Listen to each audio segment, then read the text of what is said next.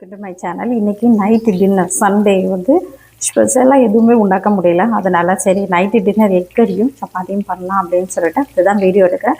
So egg boil பண்ணியாச்சு. இப்போ பார்த்திங்கன்னா தேங்காய் எண்ணெயில் கடுகு பொரிஞ்சதுக்கப்புறம் இஞ்சி பூண்டு சதைச்சது, அதுக்கப்புறம் நம்ம வந்து பச்சை மிளகா கீரி போட்டுருக்கோம், ஆனியன் சேர்க்க போகிறோம். இப்போ பார்த்திங்கன்னா வெங்காயம் நல்ல இந்த மாதிரி ஸ்லைஸாக வெட்டி போட்டதுக்கப்புறம் அதோட இது நல்லா வதங்கினதுக்கப்புறம் நம்ம தக்காளியும் சேர்த்து நல்லா நல்லா இப்படி வளர்த்து எடுத்துட்டு அதுக்கு இப்படி வளண்டணும்.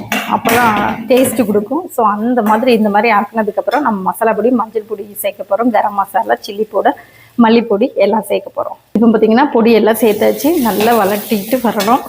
இப்போ பார்த்திங்கன்னா இந்த மசாலாலாம் போட்டுட்டு சுடு தண்ணி தான் நான் ஊற்றிருக்கேன். பச்சை வெல்லம் ஊற்றாதீங்க, அப்போ தான் டேஸ்ட் இருக்கும். சுடு தண்ணி ஊற்றியாச்சு, கொஞ்சம் கொதிக்கட்டு. இதில் வந்து தேங்காய்பால் சேர்த்து, தேங்காய்பால் பொடி இருக்குல்ல, நீங்கள் தேங்காய்பால் ஃப்ரெஷ்ஷு கூட எடுக்கலாம். நான் தேங்காய்பால் பொடி சேர்த்து நான் இதில் மிக்ஸ் பண்ண போகிறேன். இப்போ பார்த்திங்கன்னா இது நல்லா இந்த மாதிரி வளர்த்தி இப்படி வந்துட்டுல இந்த டைமில் நான் தேங்காய்பால் எடுத்து தான் நான் சேர்க்க போகிறேன்.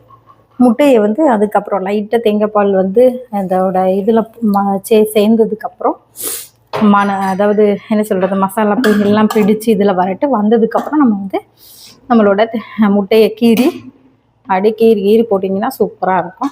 நல்ல சப்பாத்தி வச்சு சாப்பிடலாம். இப்போ மிச்சம் இருக்க தண்ணி தான் நான் வந்து சப்பாத்தியை வந்து என்ன பண்ண போகிறேன்னா செய்ய போகிறேன். இப்போ பார்த்திங்கன்னா எல்லாம் சேர்த்துட்டு ஒரு 5 மினிட்ஸ் வச்சுட்டு சிம்மில் வச்சுட்டு நம்ம வந்து கொத்தமல்லி இலையை தூவலாம். இப்போ பார்த்திங்கன்னா நல்லா அழகான முட்டை கிரேவி ரெடி ஆகிட்டு நம்ம சப்பாத்தியை ரெடி பண்ணலாம். ஸோ இதுமாரி சப்பாத்தி முட்டைக்கறி வச்சு சாப்பிட்டு பாருங்கள், எவ்வளோ மாதிரி டேஸ்ட்டாக இருக்கும். எனக்கு சப்பாத்தி ரொம்ப பிடிக்கும், அதனால் நான் மேக்ஸிமம் சப்பாத்தி போட்டுருவேன்.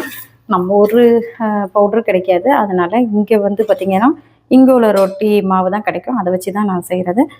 ஸோ இதுமாரி நல்ல ஒரு இன்ஃபர்மேஷனான வீடியோஸோடு உங்களை பார்க்குறேன். Bye bye, take care.